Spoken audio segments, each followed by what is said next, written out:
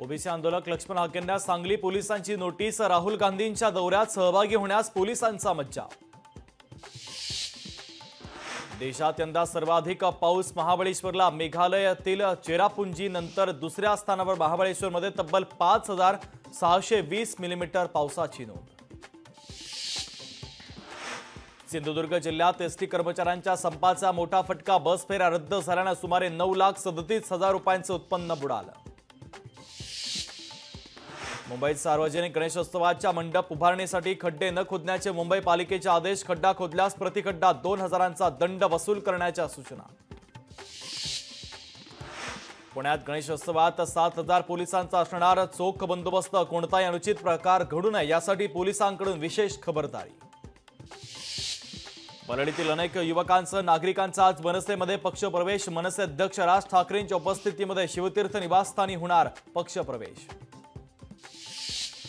कर्मचारी भविष्य निधी संघटनेतून मिळणारी ईपीएस 95 पेन्शन आता देशातल्या कुठल्याही बँकेतून काढता येणार। येत्या जानेवारीपासून निर्णयाची अंमलबजावणी। बडोदा जैन पेठी महामार्गावर बदलापूर ते पनवेल असा महाराष्ट्रातला सर्वात लांब बोगदा। बोगद्याचं काम अवघ्या 15 महिन्यात पूर्ण। केंद्रीय मंत्री नितीन गडकरी यांनीही केलं वेगवान कामाचं कौतुक। नाफेड आणि एनसीसीएफच्या हस्तक्षेपामुळे राज्यात कांद्याच्या दरात घसरण सुरू। कांद्याच्या दरात क्विंटल मागे 200 ते 300 रुपयांची घसरण। चीनी संसाधनांवर कमीत कमी अवलंबून राहण्याचं संरक्षण मंत्रालयाचं धोरण। ड्रोनसाठी लागणाऱ्या चीनी बनावटीच्या उपकरणातून डेटा ट्रान्सफर होण्याची भीती। मुंबईत मध्य रेल्वे प्रशासनाच्या वतीने 18 होर्डिंग्सवर कारवाई। 4 होर्डिंग हटवले तर 14 होर्डिंगची उंची कमी केल्याची माहिती। मुंबईत म्हाडाच्या 2030 घरांची सोडत निघणार। 7 किंवा 8 ऑक्टोबरला सोडत निघण्याची शक्यता। सांगलीच्या खानापूर विटा मतदारसंघातून श्रीकांत शिंदेंनी सुहास बाबरांच्या प्रचाराची अंडी फोडली। भाजपचे गोपीचंद पडळकर विटा खानापूरमधून दावेदार। महायुतीमध्ये वादाची ठणकी पडण्याची शक्यता।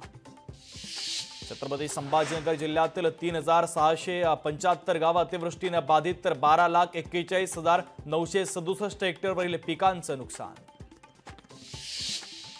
यवतमाळच्या वागत इजारा गावात खासदार संजय देशमुखांनी केली शेती नुकसानीची पाहणी। संजय देशमुख यांच्याकडून शेतकऱ्यांना मदतीचं आश्वासन। पावसामुळे झालेल्या नुकसानीची शेतकऱ्यांना सरसकट नुकसान भरपाई मिळाली पाहिजे। मनोज जरांगे पाटील यांची सरकारकडे मागणी।